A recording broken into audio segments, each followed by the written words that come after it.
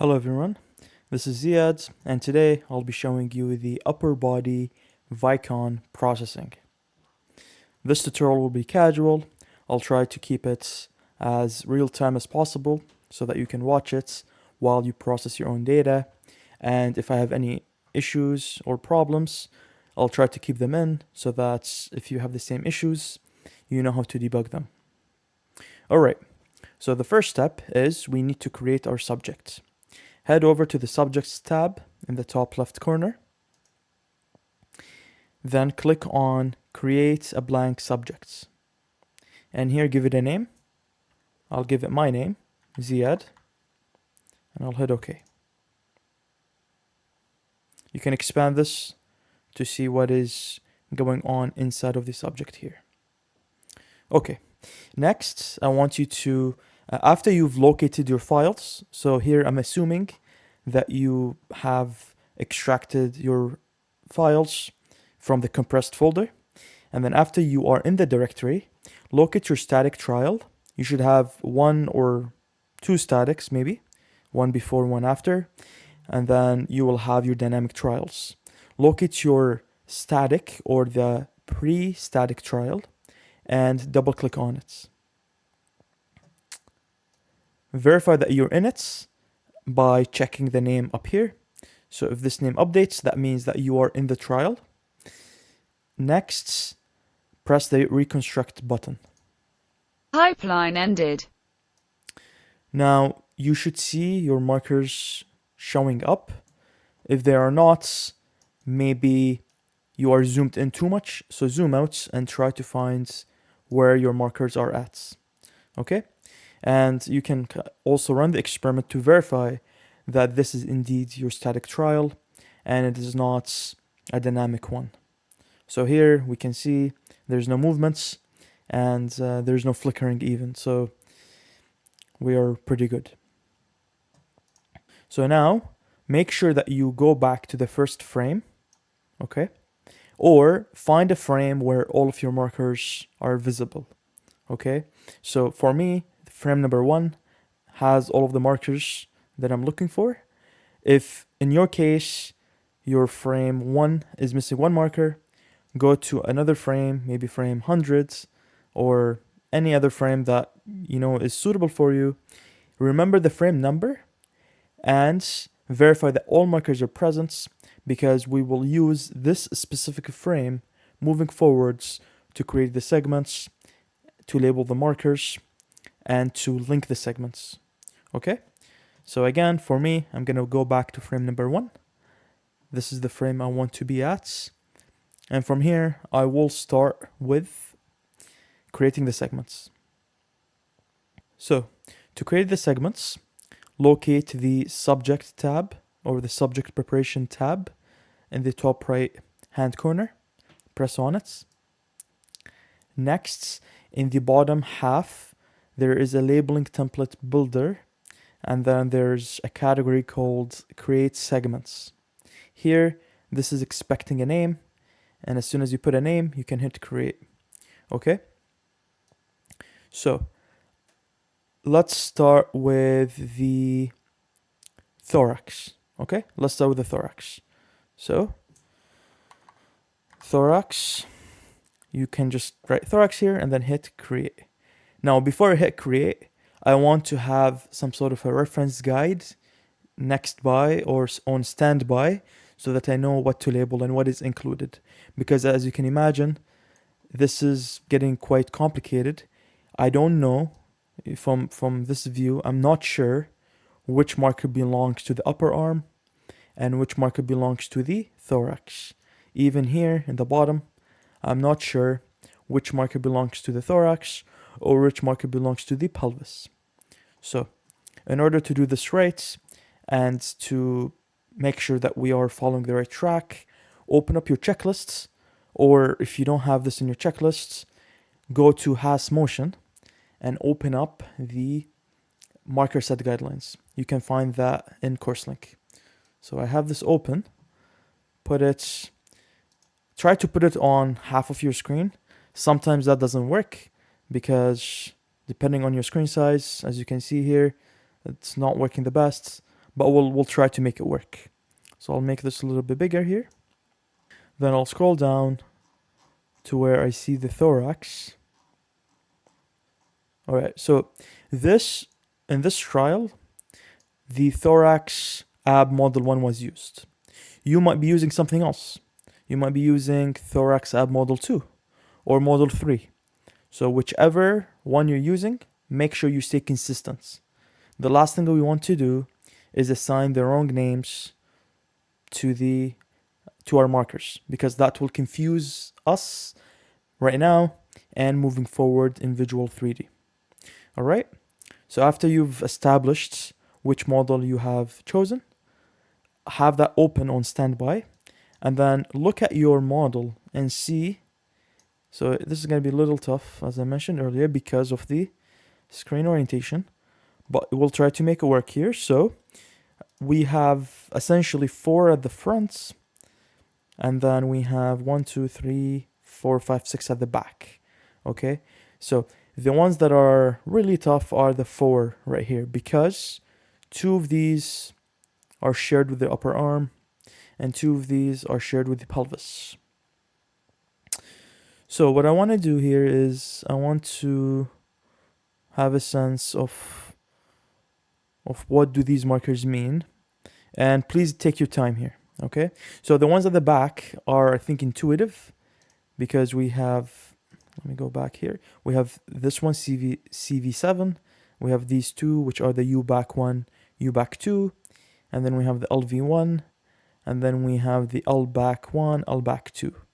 All right, right here, what might help us actually is if we maybe look at it from, yeah, I'm thinking it's these, but before I confirm, it's best if you check the upper arm model.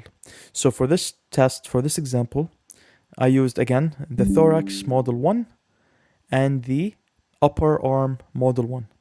So let's go to the upper arm model 1 and see what is going on. All right, so this is the upper arm model 1, and what we have here, we have 2 at the fronts. So I'm thinking these 2, right? These 2 at the front, and we have 1 at the back, which is that one. Okay, does that make sense? So please look carefully. Look, you see how these 2 are very near each other, and they are lower than the previous marker that we had in the thorax. So what might help actually is if you duplicate the tab and then do them side by side. So let me just split the screen like this. Then I'll have the upper arm model 1 here on the left, and then I'll have the thorax ab model 1 on the right.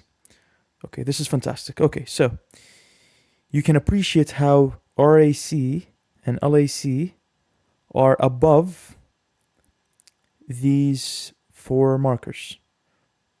Do you see that?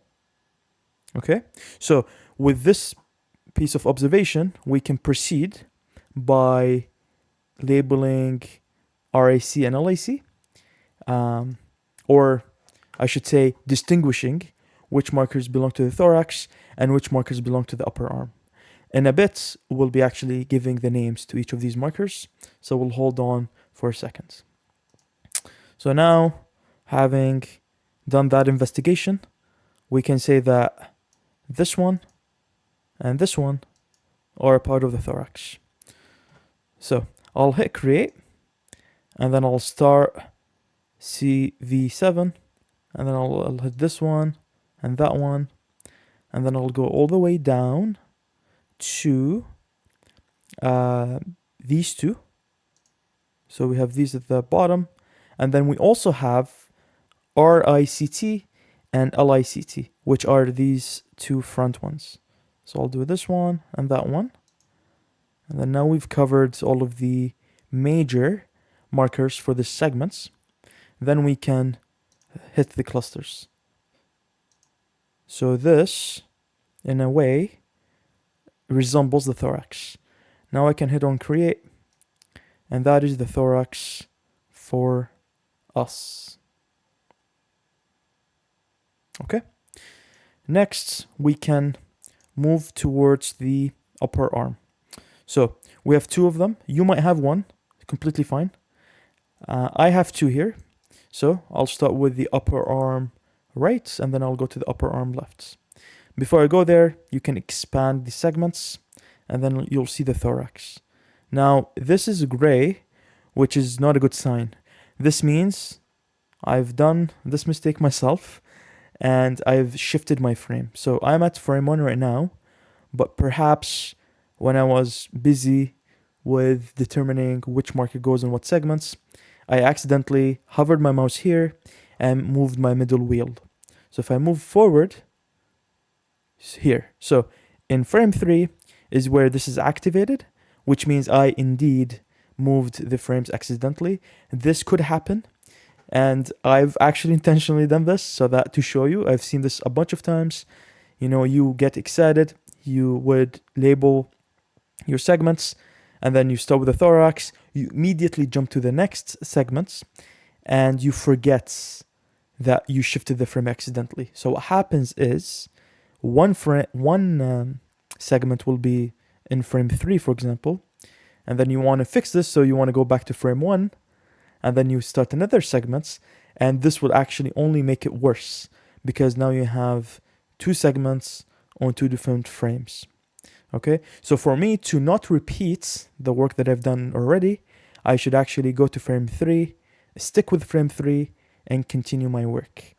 This would eliminate the needs of restarting my work. Okay, so we're at frame 3. We see this is active. Next, we can move to the next segments. So I can here say right upper arm. Okay, so the right upper arm, remember, we have the right upper arm, right lower arm, and we have the hands. So you can't create one segment for all of this because that will defeat the purpose of having different joints. Okay, so we split them up to upper arm, lower arm, and hands. Okay, so right upper arm, create. Now, you might wonder, now this specific marker, which is the RAC, is not a part of the upper arm. However, we do need a marker that is common between the parent segments, which is the thorax, and the child segment, which is the upper arm. So we should create on this segment first to establish the beginning of our segments. Then we can proceed to the other markers. So I can do this one, this one, and that one. And this completed the upper arm. Next, I can hit create. We get a different color here. And that is the upper arm. Maybe I should actually show this one, just so that we get a sense of what's going on. These three are essentially 1, 2, 3. This one is the common one, which is the RAC, the rack. And then we did the elbow, which is the RHLE and RHME. Okay. Again, always verify this. Pause after every segment. Verify that on the left, the segment that you just created is showing. And verify that you are in the right frame number. So I'm still on 3. I'm good to go. Next, we'll do the right lower arm. We'll hit create. Again, we want to pick the common markers. So we start here, and then I can go here, here, and here. And that is the lower arm segment. Hit create, and that is it. Okay, I can, since I'm on it right now, I can change the color as well.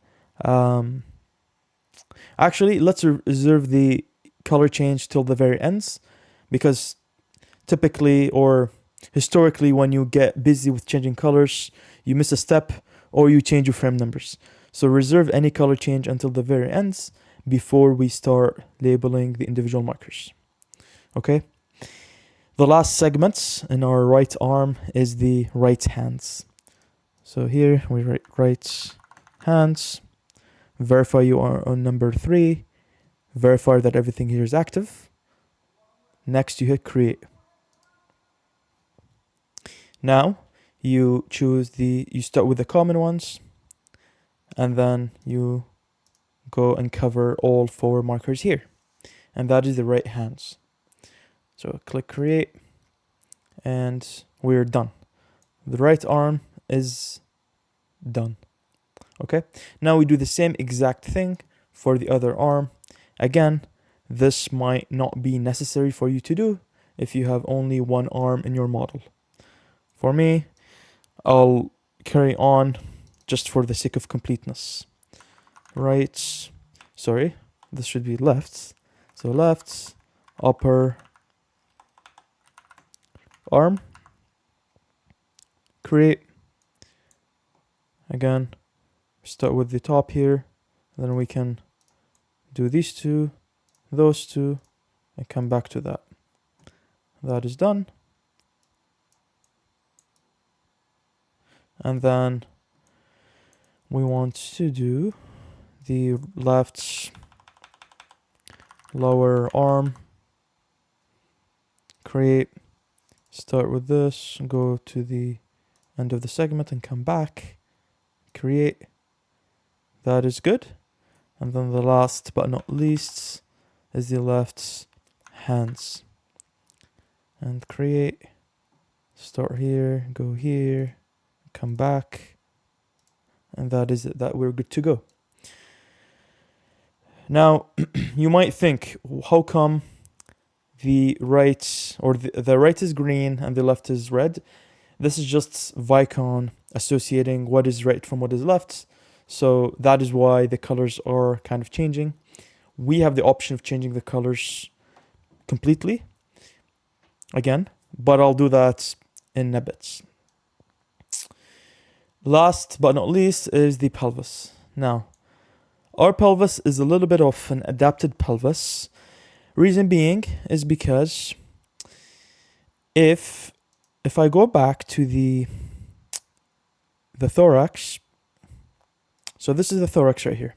Recall, these 2 fronts markers are what? They are the RICT and the LICT, okay? What does this remind you of? Or maybe another question is, on what segments are these markers on? Okay, to me, they seem to be on the pelvis, okay? We can verify this by actually going to the top, going to the pelvis segments region, right here, and seeing here, in Visual 3D Pelvis, we see RICT and LICT, okay? 2 markers on these 2 landmarks, and this stands for the ilium crest tubercle. Okay, now this raises a bit of a confusion here because, as I said earlier, and in the lab, we always tend to go with the coda pelvis. So this is what the coda pelvis looks like. These markers are actually lower. So if you compare them, RICT, LICT, these are higher than these, okay? However, the back ones, the LIPS and the RIPS, are in the same exact location, okay? The other difference is the Visual 3D Pelvis has 2 additional markers, RFT and LFT, all right? So because the thorax requires the RICT and LICT, they have to be in the model. Now, just to go with the rule that I posed, or the suggestion that I made earlier, to go with coda pelvis, this is what I went with actually. So you can see 1, 2, 3, 4. That is the 4 markers required by the coda pelvis. Okay. Now, you will see that we have 2 more here in the bottom. These are the additional markers that I've added to complete the Visual 3D Pelvis, because we essentially have to have these. I said, let's add 2 more markers for tracking purposes, and we won't lose anything. Now, just to reiterate, if you have in your model 1, 2, 3, 4, these four, 1, 2, 3, 4, which is the coda pelvis, and you have these two as well from your thorax model, you're completely fine. You can use all 6 of these to reconstruct or to recreate your pelvis segments. I just chose to add 2 additional ones for completeness sake, but those are not necessary or mandatory. Okay? So, having said all of that, I'm gonna here write pelvis and start with creating that segments. So to go with the rule that we posed earlier, we want to start with the common markers. So the common markers are the RICT and LICT. Then we can, it doesn't really matter which next ones you choose. I can go to these, I can go back to those, and then I can also include these because I have them. If you don't have them, it's okay, don't panic. They're not necessary, they're not needed. However, I chose to put them, you consider them as additional tracking markers. Fantastic. Next, I'll hit create, and then we are good to go.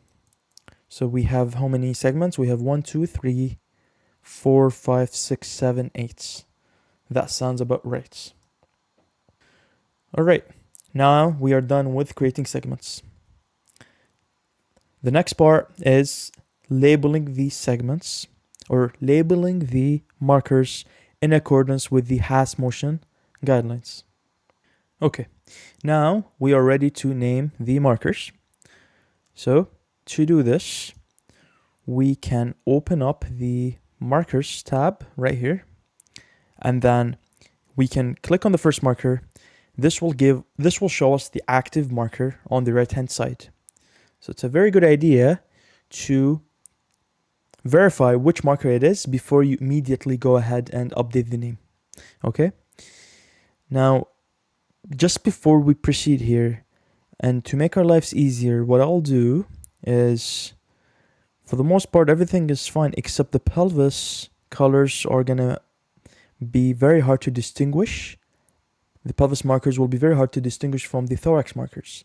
So if I highlight these pelvis ones and I change their color to maybe, what's a good color? Maybe I'll do cyan maybe. Okay, fantastic. So this is now far better in terms of recognizing and distinguishing between the markers, especially here at the back. Okay, I think everything else is fine for the most part. If your colors are confusing, right, your colors might be different than mine. If yours are confusing, go ahead and update them. You saw how I did it. Select them from here and go ahead and change the color. Now, make sure you do it in the markers and not in the segments tab, because with the segments tab, sometimes that does not update the actual individual lines here. So do it from the markers. Okay. So let me scroll back or open up the, let me go back to the thorax section right here. Then we can scroll maybe. Yeah. So hopefully when you do this, you have 2 screens. I don't at this moment, so it's going to be a little more work to get set up here, but it's fine. Hopefully you have 2 screens and you can do this much faster than me. So now we're ready. Thorax 1, if we trace it, it corresponds to which one? Okay, I hope you said CV7. If you're having trouble, rotate, feel free to rotate everything. Make sure that you're convinced which one is which. I don't want you to follow this blindly. Make sure you convince yourself. So this one is CV7. CV7. I can hit enter, and that is it. You see it's updated. Next, thorax 2. So that looks like, now be very, very, very careful here, because make sure that you are lining up this same way as this. This is the back, this is the front, but this is the right side and this is the right side. So careful with these. And here on my visual right here, This is the front, that is the back, that is the right, and that is the left. So this is the RAC and not the LAC. Here I'll say RAC, enter. Thorax 3, LAC, enter. Thorax 4. This looks like, so here it might be helpful if you actually rotate. Okay, just like so. And this matches this, which is the L back 2. L back 2, enter. Next, L back 1, enter. Next. Okay, this, now we're back at the front, so feel free to rotate. Which one is this? I hope you're saying RICT. So RICT. This is the LICT. Enter. This, now rotate backwards. This is the U back 2. U back 2. Enter. U back 1. Enter. And next, LV1. Enter. And now we'll move to the upper arm. So I'll go down to upper arm right here. So starting with, yeah, it might make the most sense to, actually, this is the back. So if you rotate this, this is the right side, this is the RHGT. Okay?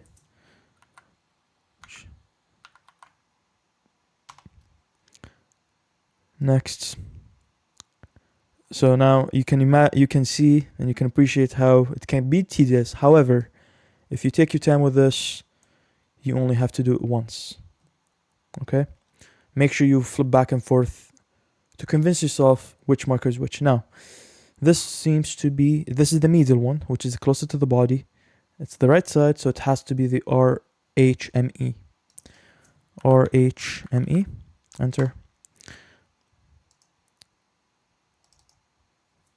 RHLE. Enter. And now back at the front here, this looks like it's the RHLC.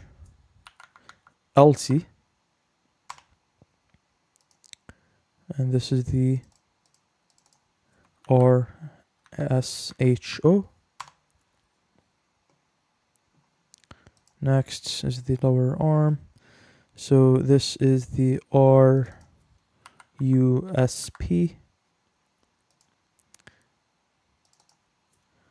RRSP.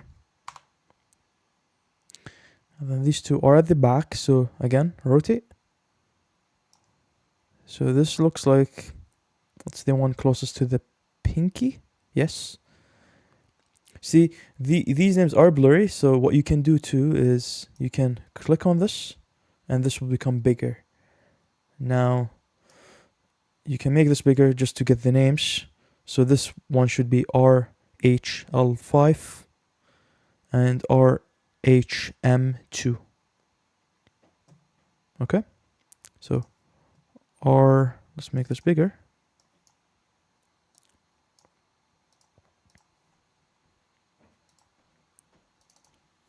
RHL5, RHM2. Okay, let's verify one more time that we did it right. That's right. So RHL5 and RHM2.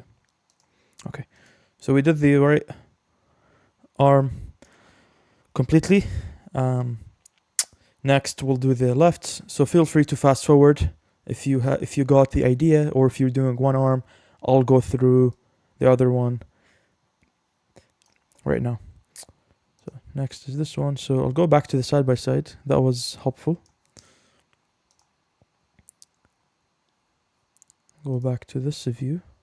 Okay. Push this here. Make this bigger. So this one, where the back, yeah. So this is the fronts. Okay. This looks like it is the right. Sorry, the LSHO.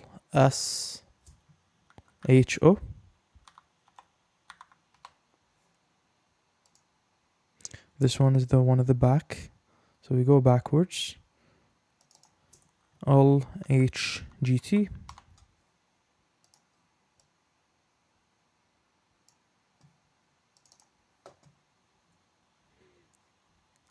LHLE.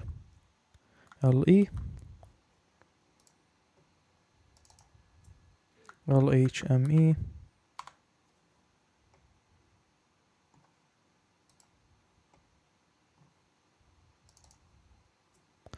LHLT.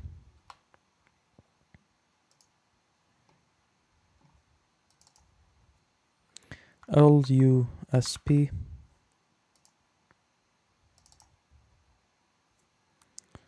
LRSP.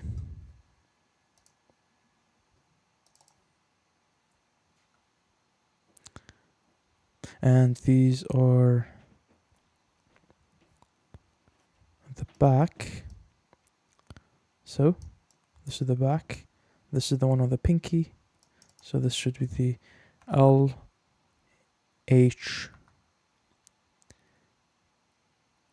L5 LHM2.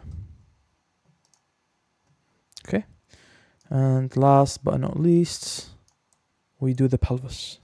So scroll up to the pelvis. Okay, we'll start here, and because I've added additional markers, I'll have to come back here for only 2 of them. Okay, so we've already done those 2. Let's go to pelvis 3. So pelvis 3 looks like it's the RIAS.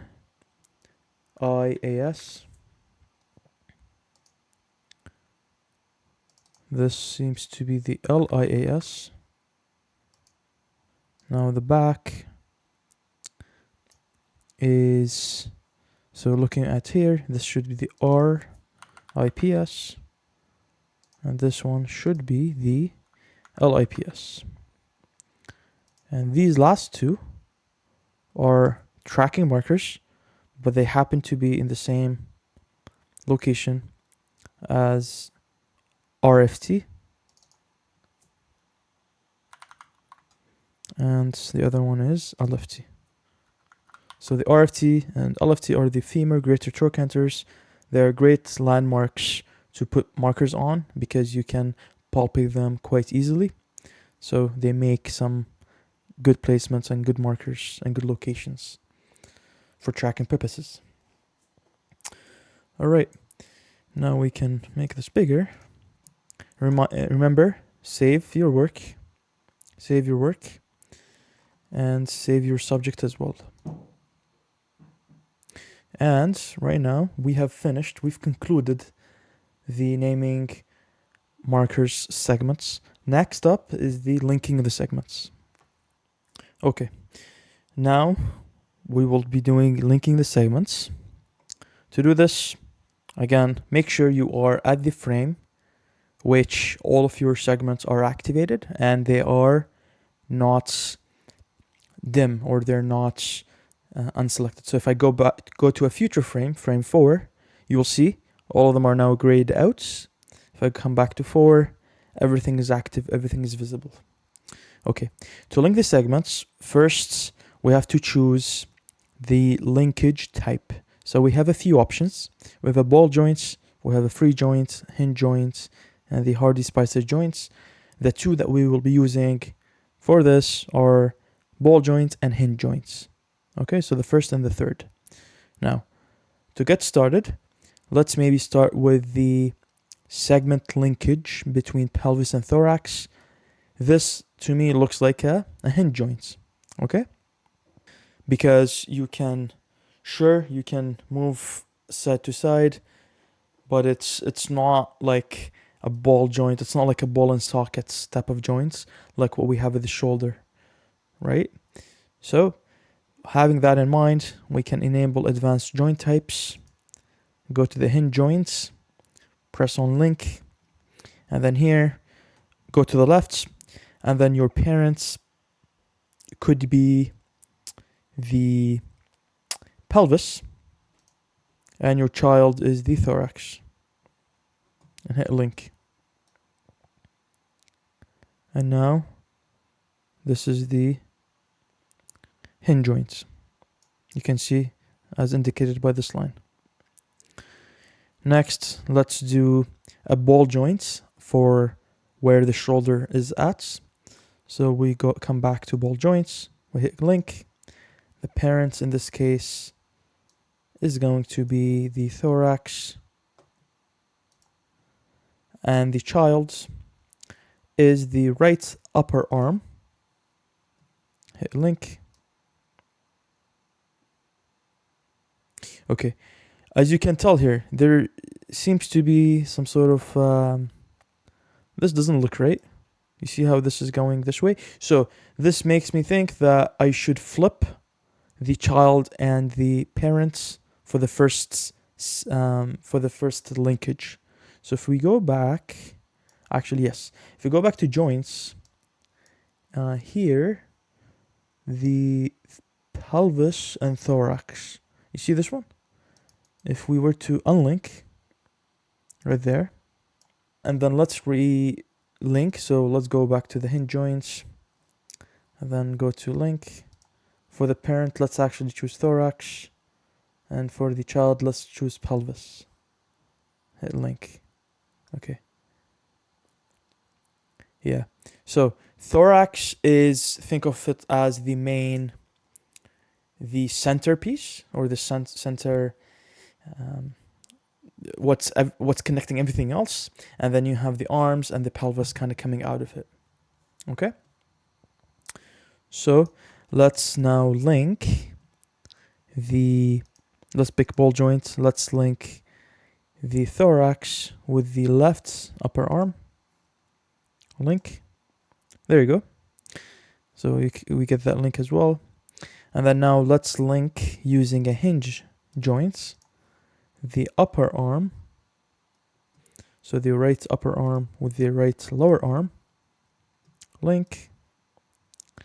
And then let's do the same thing with the left upper arm and the left lower arm. Link. Then let's do, so the final one here is the lower arm, right and left, and the right and left hands. So what do you think this joint should be? Okay, so this was a trick question. It's neither a ball joint nor a hinge joint, like fully. It is a complex joint. It's a condyle synovial joint. And for the sake of progressing here, we'll assume it's a hinge joint. It's closer to hinge than a ball. There is quite a bit of movement, like you can do a rotational movement with your wrist, of course. So it could be similar to a ball joint in nature. However, for the purposes of this tutorial, let's assume it's a hinge joint. And then, unless you are studying the wrists, then please reach out to me, and then we can kind of figure out an alternative plan, or we can dive deeper into making sure that your segment's linkage is as best as possible. But for now, just to finish up everything here and to wrap it up, let's consider it as a hinge joint. So here we'll do hinge joints, link.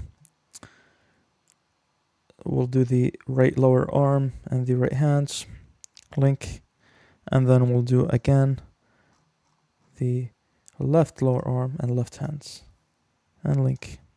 Okay, so congratulations if you reached this far. You've created your segments, you've named your individual markers, you've linked your segments, and now remember, save everything.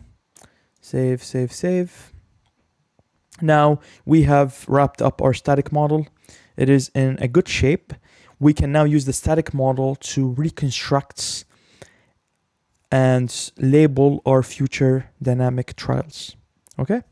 So before we do that, let's make sure we go to the quality tab in our static model to verify that all of our marker names are showing and we have 0 gaps. Okay? All right. So this is a quick indicator showing you if you have any gaps and how many of your markers are labeled. So this is very handy. Let's open up the next trial, the walking trial. And then here, instead of you pressing this guy right here, reconstruct only, you can press on reconstruct and label. It will take a bit of time. Pipeline ended. Fantastic. So here we have everything labeled and all the segments are there, including the linkage. We can run this to see how does the activity look like. So you can see that it's not, there is a bit of flickering and it's not as smooth. You see, like things come and go. So to me, before I even go to the quality tab, I can assure you that there are some gaps here to be filled. Okay? So let's tackle them next. So we go to quality, and there we go. We have 111 gaps. So it's quite a bit, but it's not too bad. We can address them one by one. So we can go to we can pause actually, just so that we don't stress out our computer too much. We can go to the label and edit tab right here. And then this shows you which markers have gaps. Okay, so first one is the LHME, click on it. And then it's zoomed in to where the gap is. So what I like to do is I like to zoom out a little bit just to get a sense of where I am at. Okay, so now I know this is a part of the thorax. This is a part of the left arm, specifically the elbow. Now, if I were to, with my scroll wheel, with my middle wheel on the mouse, come to the timeline and scroll back and forth. You see? So it's here, it goes away, it comes back. So here I click on pick source, I pick its closest neighbor, and then I fill the gap. Okay, same thing, we have another issue here. Again, let's see if we have, so no marker comes back. So I'm gonna pick its neighbor and fill all of the gaps. Next is the LIAS. Scroll out. Okay, this is on the pelvis. So what's going on here? Okay, so it goes essentially just for one frame. It goes out. So pick a source, pick its neighbor, and then fill. Next is LICT. Zoom out. Okay, this is a part of the thorax. Thorax / pelvis, right? So there's a bunch of gaps here. So let's go easy on ourselves. Pick a source, pick a closest one, and then fill all of them. And then you can kind of play it and see if anything looks odd. Press Ctrl Z and refill those gaps. But for the most part here, everything looks fine and clean on my ends. So there's nothing to worry about. Next is the LRSP. So this is on the wrists. So I'm going to pick its neighbor and then fill all of them. Almost there. So rack, pick source, pick one of the shoulder ones, fill. RHLE. Okay. Pick source, pick, fill.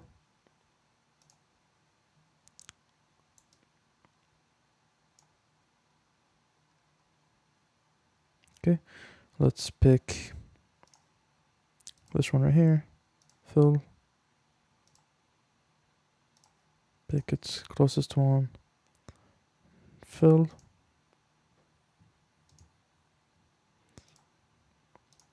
This. Fill. And you can see how the number is going down. So this is a good sign. So you might have more than me or less than me. How many ever you have, please take your time. Do them to make sure that your data is clean all the way. Pick this guy. Okay. Almost there. Pick. So I think let's just be careful here. So RRSP. Okay, yeah. All right, there's an actual gap here. Sometimes there's like duplicate markers, so you got to be careful when that happens. So here, since both of them have disappeared, I should really be picking one of these or this one. But I would say this one because this is actually pelvis. And it's more likely that a marker on the wrist would follow the same trajectory as your finger markers than the pelvis markers. Does that make sense? All right, so let's pick this guy. Fill. And then with this one, we can actually pick the neighbor because we know that this is all filled out. We have 10 gaps, and that is the same as the total gaps. So we can trust that this marker would inform where this marker has disappeared for those 10 gaps. So do that.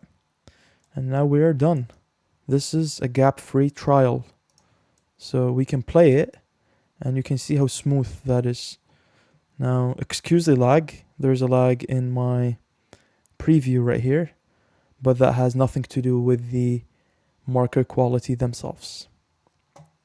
Okay. So at this stage, save. And then we have, if we go back to data managements, we have 100% a very fantastic clean trial. Okay. So that was gap filling for you. The last thing on our agenda is to export the files. So to do this, let's go back to static. So go back to static.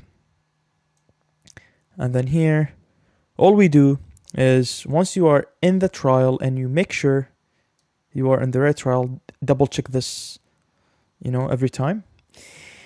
Then you go to the gear icon on the top right. Then you scroll through this and then find if you have a pipeline that says export C3D. If you have one, perfect, press on it and go to it. Okay. Let me just delete this one. Okay. So if you have a pipeline just like this, you go on it and it has export C3D. Fantastic. If you don't, go to export, data processing. No, sorry. File export. You can create a new pipeline, and then you can double click on export C3D. C3D will show up in this menu. All you need to do here is you click this button once. Pipeline ended. You'll hear pipeline ended, and you should see if you go to this URL, you should get your file directory system. And then if you scroll down, you should see a C3D extension of the same trial. And this essentially means you have a Visual 3D ready trial that you can use to in the next phase, which is Visual 3D processing. Okay. Thank you very much for tuning in, and I'll see you in the Visual 3D processing tutorial for the upper body.